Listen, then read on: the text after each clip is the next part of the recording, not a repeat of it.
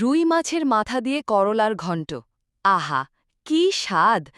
যাদের একঘেয়েমি করলা ভাজি খেতে খেতে মুখে করলার উঠে না, কিংবা রুই মাছের মাথার মুড়ি ঘণ্ট খেতে খেতে অভুক্তি চলে এসেছে, তারা এটা ট্রাই করতে পারেন। যাকগে, কথায় আসি। এইখানে একটা কড়াইতে তেল দিয়ে পেঁয়াজ দিয়ে দিলাম।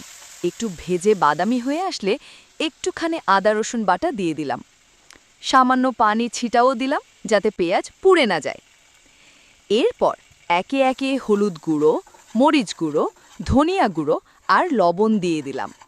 তারপর মশলা কষিয়ে এর মধ্যেই দিয়ে দিলাম মাছ। কেউ চাইলে মাছ ভেজেও নিতে পারেন। আমার মতো কাঁচা দিলে ভালো মতো কষিয়ে নিতে হবে মাছ। সাথে একটু পানি দিয়ে ঢাকনা দিয়ে ঢেকে মাছ উল্টিয়ে পাল্টিয়ে ভালো মতো কষিয়ে নিন।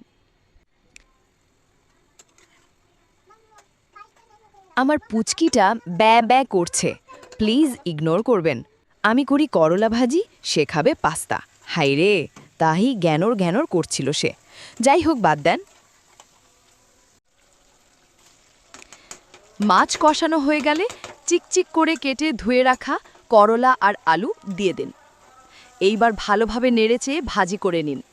করলা ভাজিটা আমরা ছোটবেলায় কেউই পছন্দ করি না, কিন্তু বড় হতে হতে করলাটা সবার প্রিয় হয়ে যায়। আমারও সেম। এখন করলা ভাজি হলে 2 প্লেট ভাত এমনিই খাওয়া হয়ে যায়। খাবারের বৈচিত্র্য আনতে এই খাবারগুলো বেস্ট। আর করলাতে তো এমনি অনেক উপকার। এটা রুই মাছ ছাড়া যে কোনো বড় মাছ দিয়ে করতে পারেন, পাঙ্গাস মাছ দিয়েও করতে পারেন, কোনো গন্ধই পাবেন না।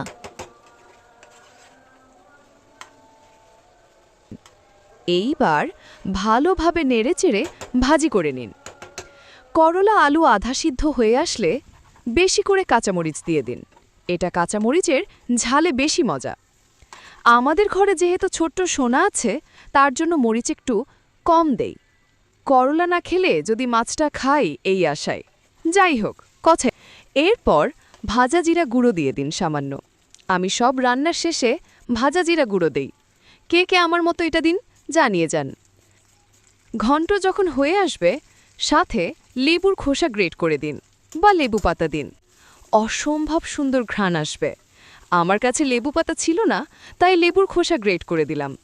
খেয়াল করবেন যেন লেবুর সাদা অংশ না যায়, তাহলে তিতা হয়ে যাবে যে। এই কথা বলতে বলতে করলা ভাজা ভাজা হয়ে আসলে নামিয়ে নিন। গরম গরম ভাতের সাথে এটা খেতে যে কি অসাধারণ, জাস্ট ট্রাই করে জানাবেন। ধন্যবাদ। আসসালামু আলাইকুম।